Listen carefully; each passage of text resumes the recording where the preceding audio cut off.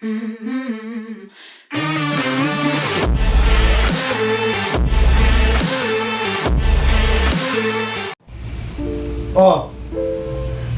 linis ka lang tayo ah.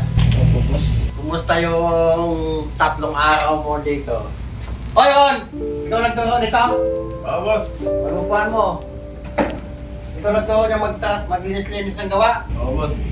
Okay, ang mabuti tinatawag. Kaya sinasabi ko, sa mga katrabaho naman paikisamahan yung mga katrabaho mo. Kasi ikaw lang ikaw magtutuho yung mga katrabaho mo. Kaya sabi ko sa'yo, una mo pakisamahan yung mga katrabaho mo.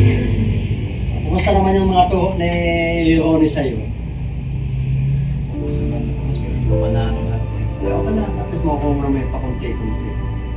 Naalala mo pa pa asawa mo? Ha? Naalala mo pa? Alala pa rin po. Mahirap talaga magka-recover pag mahal mo ang isang tao. Ano, mahal na mahal pala asawa mo, ano? Hanggang ngayon siguro, naiyak-iyak ka pa, ano? Medyo sa gabi, nakakatulog ka naman ng maayos. Nagising ako sa ating gabi. Hindi na ako matulog kasi Hindi ka makatulog kasi naisip mo siya. Hayaan mo. naisip ko yun ako. Nagtitext ko ba sa'yo? Ay, hindi mo naman sinunod yung sinabi ko. Kung ayaw mo ng problema, block mo, putulin mo na lahat. Tapos naman yung sustento mo, padadaanin mo na lang sa kapatid mo, papadala din sa biyenan mo, para sa anak mo. Hindi mo nagawa yun kasi malo sa mo, Sa bata na kasi ko boss. sa bata. Kasi sa'yo yan, kung gusto mo talagang lahat naman ng palagay ko, sumasapit sa isip mo, gusto mo nang umuwi, napipigilan mo lang yung sarili mo. May ganun pa rin tayo boss. May ganun talagang tayo. Gusto ko bumalik. Gusto mong bumalik. Sinasabi mo ba dyan kay Rone? Hindi ka man lang sinabihan na ano?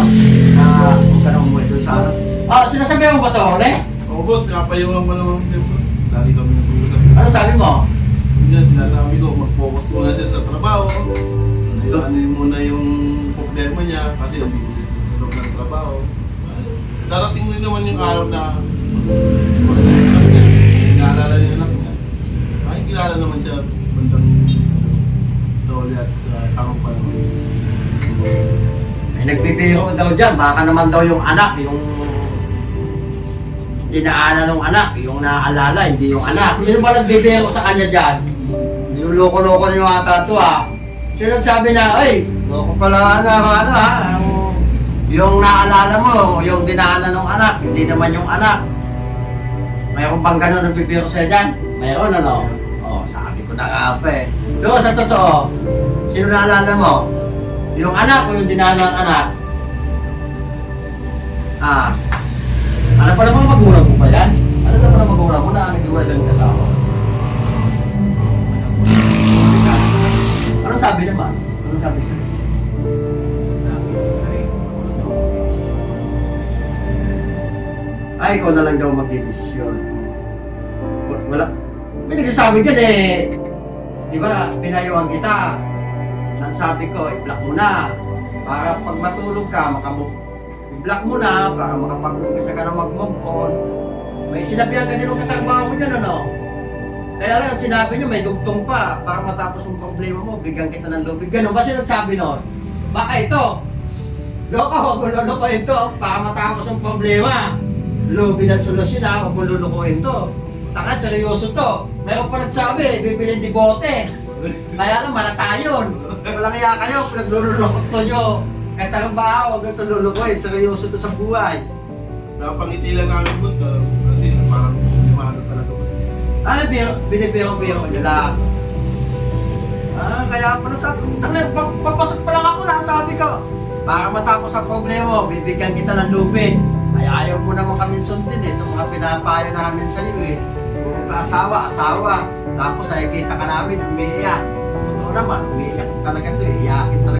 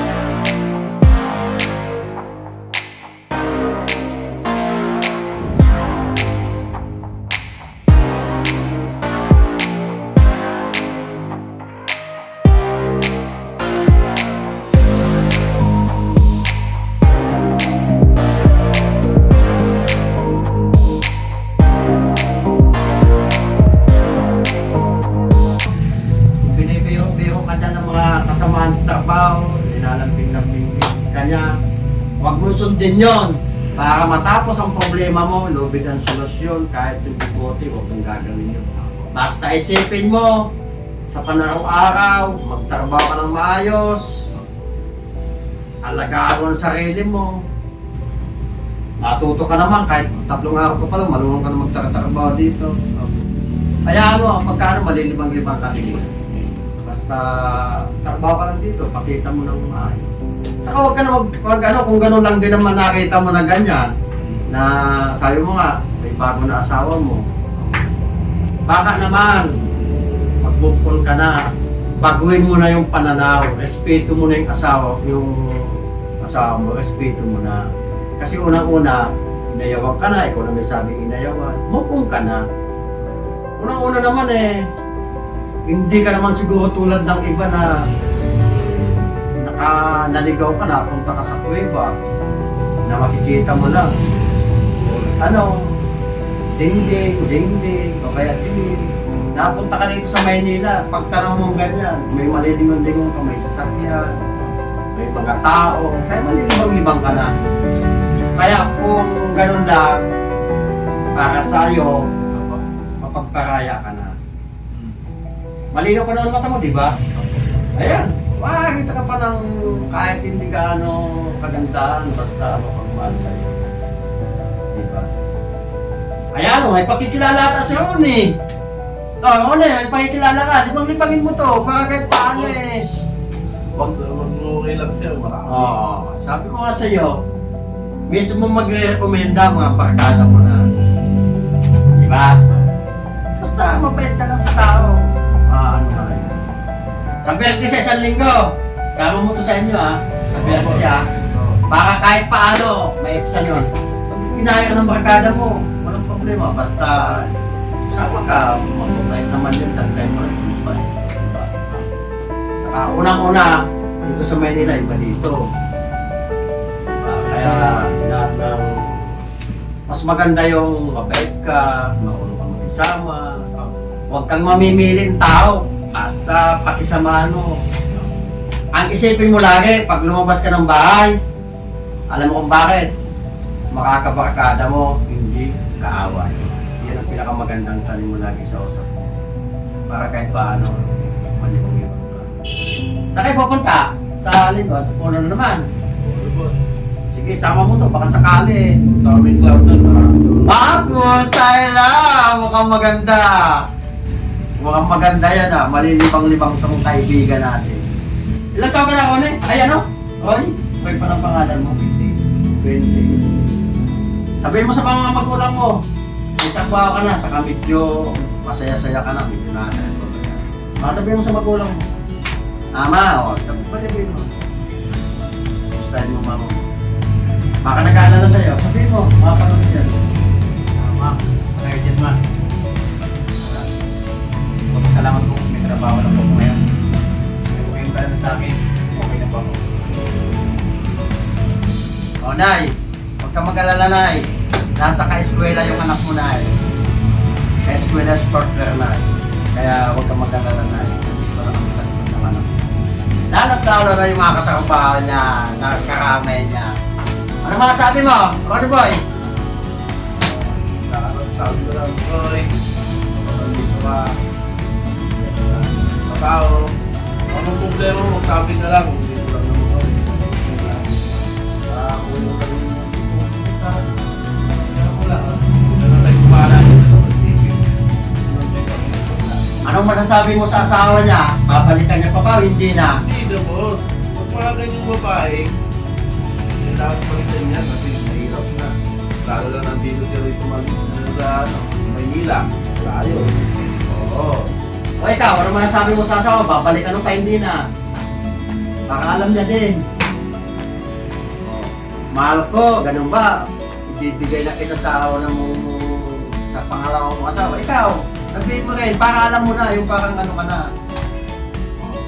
Diba? Gusto mo naman. Bala ka, sabihin mo, yung nakarapat sa'yo, yung lumag sa kalooban mo, hindi yung kapapanawa. Sabihin mo sa asawa mo, gusto mo nakaramdaman mo. Sabihin mo, para makakarating sa kanya. Okay, sabihin mo. Marami.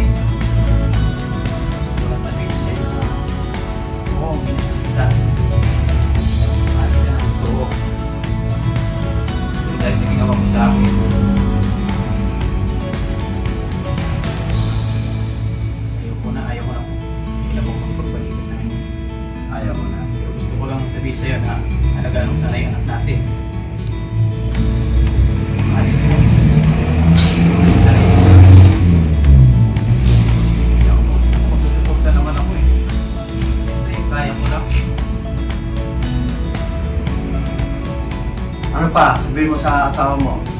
Sabihin mo lahat ng nararamdaman mo, lahat na hinanakit mo sa kanya. Sabihin mo lang. Galing na galing ako sa'yo.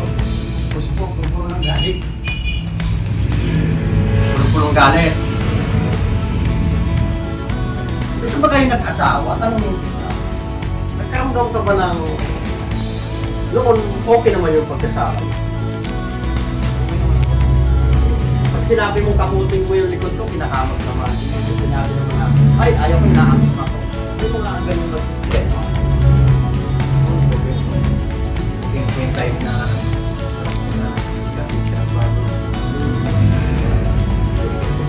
Sa akin. Anong lalamig? Kasi kung alam mo talaga, kasi nanlalamig kasi sa totoo kayo, okay sa iyo. Kaya medyo malamig siguro doon eh. Hindi naman ganun bagay. Nanlalamig. O pag time mo, galing ka sa trabaho, mainit, ganun ba? Pag ano? Nalalamig ko siya. Relasyon niya sa akin. Anong lalamig? Parang iba na po yung ano niya. Hindi na katulad ng dati. Yung routine niya. Ah, ganon? Pero ano, hindi ka pa rin nagbago sa kanya kahit nakikita ka niyang pagdalang eh. Sinusuyo-suyo mo pa rin siya. Hindi mo naman siya yung pinagbuwatan ng kamay, no? Hindi naman. Tama lang yun kasi wala. Kasi sa totoo lang ko, yung pinakas ko. So, ganun pa naman, sabihin ko sa'yo. Kung sakali bang iwanan yung pinakasama niya, babalikan mo pa siya. Sabihin niya, nandito na ako, Roy, sundin ko ako. Nangyayari po kayo, hindi na. Hindi na, boss. Kasi grabe na po kalbaryo yung inabot ko eh. Ginawa na po ang tanong. Sige, nasa sayo. Basta ikaw, panindigan mo yan. Sabi nga yan, panindigan mo yan. Kasi una-una, malis ka na doon. Pinaubaya mo na doon sa asawa niya. Kaya panindigan mo na yun. Hanapin mo na lang. Anak mo yun, papadala kang pera, sa nanay mo. Wala, tatlong araw ka pala malang dito, Roy. Maniwala ka sa akin, malaki pang pagbabago. Kaya, bahala na yung mga kabarkada mo. Salamat nga pala sa mga Team Festival pa. Nakakuha ko ng empleyado kasi nga eh, na nag-apply sa akin nung nakaraan. Tinanggap ko naman. Hindi ko alam yung kung anong dahilan eh. Mabuti na lang na banggit niya to. Kaya kahit paano na hindi ko alam kung napayuhan ko o ako pa yung nagka-ano, ako pa yung mali. Kaya kung ako man mali, pasensya na. Kaya pasensya na talaga. Salamat.